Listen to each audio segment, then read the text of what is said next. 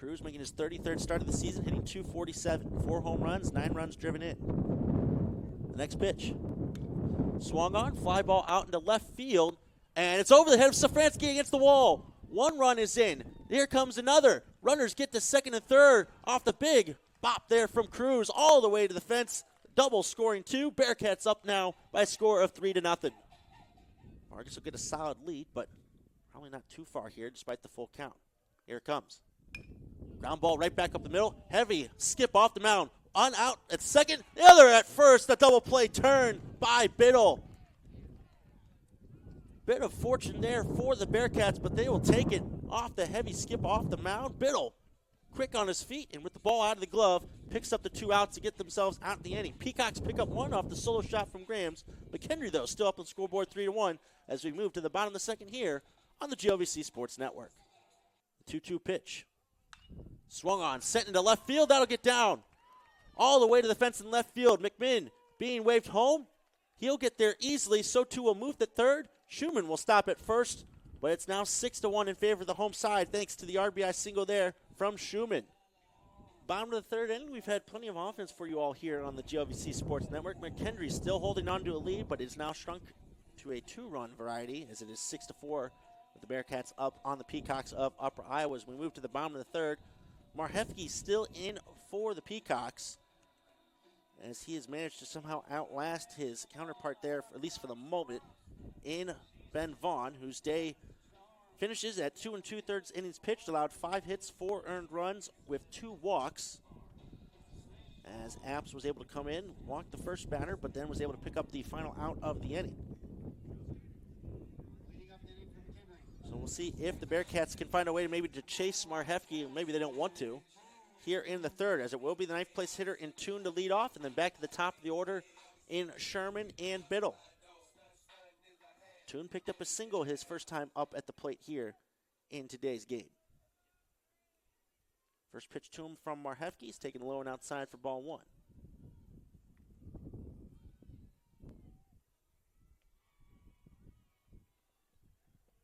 The 1-0 pitch. Taking low for ball 2. Tune now for the series has got 4 hits, one of which was a double. First strike here of the at-bat as Marhefke hits the outside part of the plate. Now also hitting .500 for the series is Tune. Also has been able to draw a couple of walks. The next pitch, outside for ball 3. So Marhefke still having a little bit of trouble with location here in the third. His next offering, foul tipped into the glove. A late swing there by Tune as he was kind of caught in between 2 minds there. And that will run the count full. Chance to set the table here for the top of the order. The payoff pitch. Lays off of it. A tough take there, but Tune with a good eye gets himself aboard with a walk once again. And he is on as the leadoff man at first with no outs here in the third.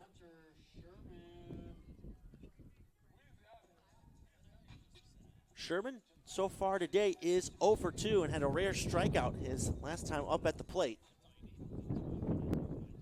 But a good start by Tune as he is on at first base, offering a little bit of speed, but he's not going there as it is a tough breaking ball that time from Marhefke to get the first strike on Sherman.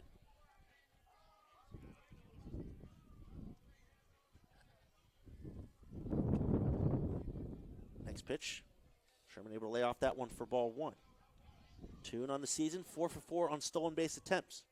Haven't really seen McKendree get that part of their game going so far. The next pitch, a miss inside there from Marhefke for ball 2. Sherman, a transfer from Jefferson College, where he hit .314 with 7 doubles, 2 homers, 21 runs driven in last season. And he spoils that pitch behind into the backstop for strike 2.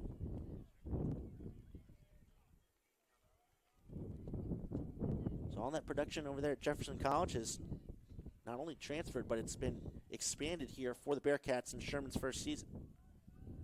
The next pitch, swung on, driven out to left field. Safransky backing up, and that one's over the fence as well. Hunter Sherman cannot be stopped at the moment. It's a 2-run blast, and the McKendree Bearcats back up by 4 as they're winning right now here in the third by a score of 8-4.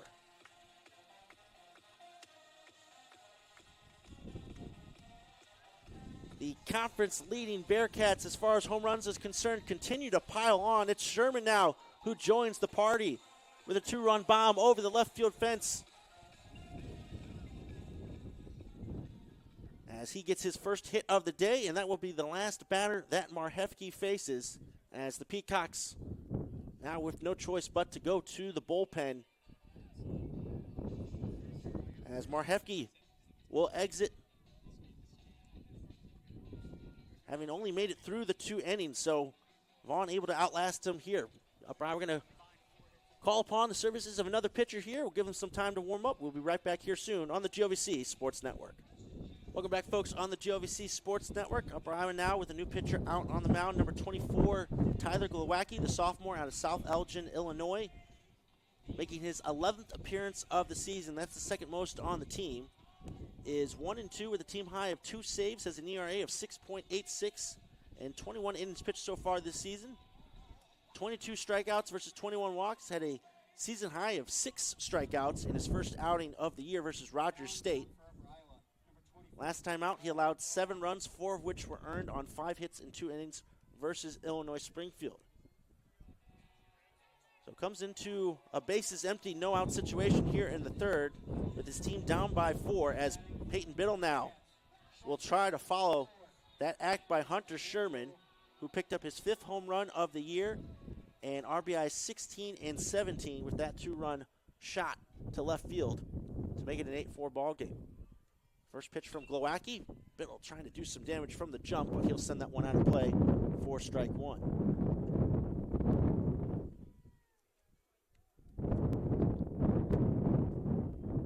Biddle, of course,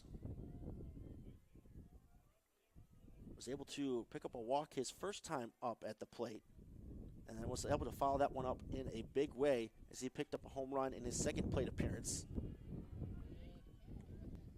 So that'll even up the count now at 1-1.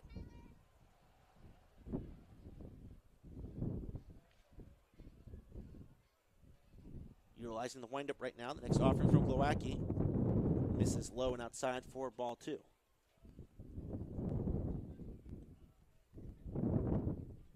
Just the rapid improvement from year 1 to year 2 for Biddle continues to astound. This being one of the top hitters in the GLVC. And that just a little bit of unluckiness as he lines that one right to Miners, who's able to snag it for the first out of the inning. That was hit on a rope, but right at the third baseman. So Biddle retired for the first time today, and that will bring up Sage McMinn. McMinn walked his last time up at the plate for the Bearcats. Takes the first pitch from Glowacki outside for ball 1. Again, just closing the book on a tough day for McGehee, who only made it through 2 innings, allowed 8 earned runs with 7 walks and 2 strikeouts. And Glowacki misses outside again for ball 2.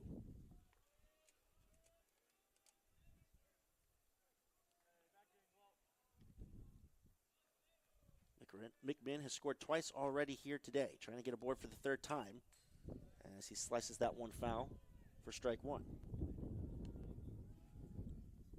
Now up to 4 walks drawn for the series, and he is hitting 5 for 9 in total, above a 500 batting average.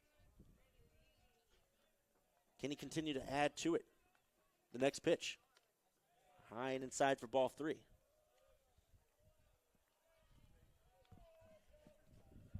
Gotta appreciate a hitter who's been performing well, has been hitting a bunch, but still has the patience to draw walks in bunches. Is in that same spot here, and was able to lay off that pitch outside to draw another walk. So right now, McMinn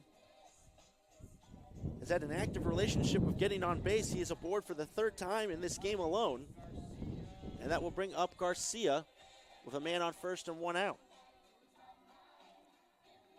Garcia looking to get things going here today. He's 0 for 2 with the strikeout. First pitch from Glowacki kind of tied him up inside. That one tailing out of play, and it will get out of play over here on the right side. Likely hitting the empty part of the bleachers over there where the fans are gathered to watch the Bearcats here today.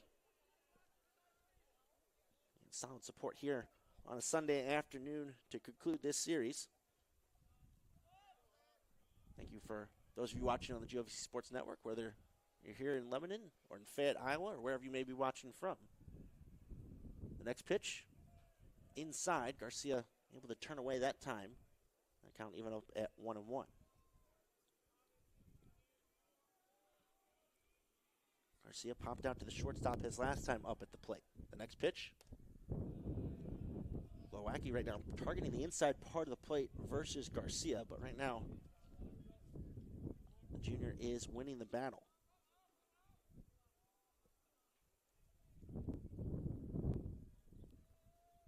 The 2-1 pitch. Glowacki switches it up, targets the outside part of the plate, gets the call for strike 2.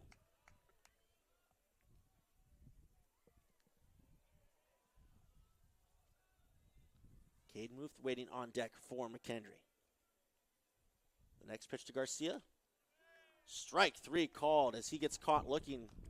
As Glowacki able to pick up his first strikeout of the day, and it's the second out of the inning.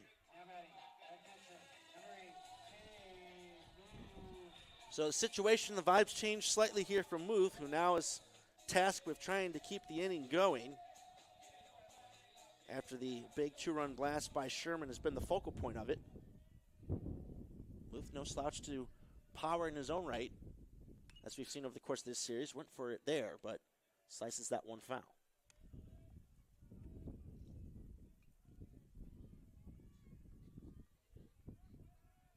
And Muth posted 15 multi-hit games last year and has had similar type of success this season hitting-wise. Had a 2-home-run game just a few games ago versus Truman State. As that pitch hits the inside corner for strike 2. Of course, it has a home run and a double this weekend versus Upper Iowa. And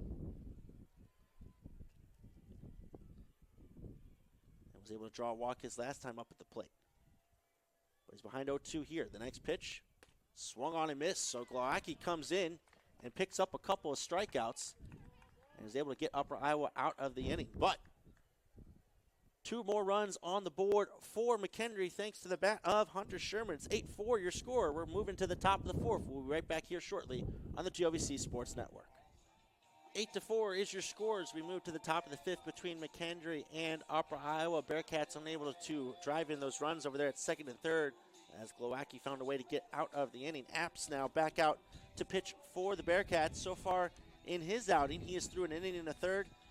Has not allowed a hit as of yet. Has only walked 1 batter. I believe that's the first batter he saw. So has been on quite a good run coming out of the pen in this appearance, as he will have to deal with the heart of the order, though, for Upper Iowa, as it will be Wickland, Zimmer, and Miners. Wickland was able to pick up a single his last time up at the plate into right field, as it was a part of the most successful inning for the Peacocks, a 3-run third. First pitch to him here. Swing and a miss. Heavy cut there for strike 1.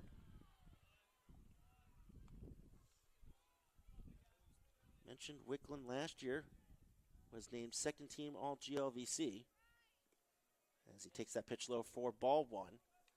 When he hit .327 with 8 doubles, 2 triples, a team high 12 home runs, and 38 runs driven in. Next pitch to him. Also taken low for ball 2. Last year against the Bearcats, he went 5 for 18 with 2 home runs and 6 runs driven in across the 4 games. It has not been the case this time around. As he goes after that pitch, the outside part of the plate, misses for strike 2. Struck out 53 times last year, only 24 strikeouts coming into today. As he lays off that pitch low, that will run the count full. That's what has led to a sizable jump in his batting average this season, even though he hit .327 last year. As Apps tried to get him to go upstairs, he did, but got a piece of it to stay alive.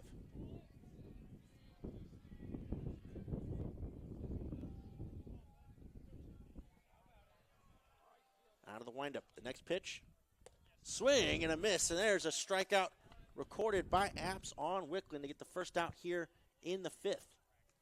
Now batting the first baseman, number 22, Brock Zimmer. So that will bring up Zimmer to hit once again for Upper Iowa, as he was able to draw a walk his last time up at the plate. First pitch he sees is taken for a strike. That walk led to an RBI as it came with the bases loaded. 0-1 pitch, swung on, high fly ball, center field, Cruz. All he can do is watch it sail out of the park for a home run. As Brock Zimmer now picks up a solo shot, brings it to an 8-5 scoreline, still in favor of the Bearcats, but it's another one over the center field fence. Earlier it was Graham's, now it's Zimmer, who's able to pick up the home run here with one out in the fifth for Zimmer on the season. That is his 6th home run, and is now up to 27 runs driven in. As Miners quickly digs in for the Peacocks, he looks at a breaking ball from Apps for strike one. So the Peacocks finally starting to get some of the extra base hits and long balls that they've been searching for here, but Miners quickly down to the count 0-2. And make it 0-3 as Apps sits him down in quick order on 3 pitches. Miners didn't know what hit him there. And he is the second out of the inning. That's how you respond after giving up a home run. And now Apps with a chance to get out of the inning, only allowing that one run to Zimmer as Grams digs in. And Apps right now is a man on the mission. He picks up the first strike there on Grams. Working quickly. The next pitch. Nearly got that one to go, just a little bit high for ball one. The next pitch. Apps back to location there. Evens up the count at 2-2. Got 2 strikeouts already. Can he make it 3? The pitch. Taken low. That will run the count full.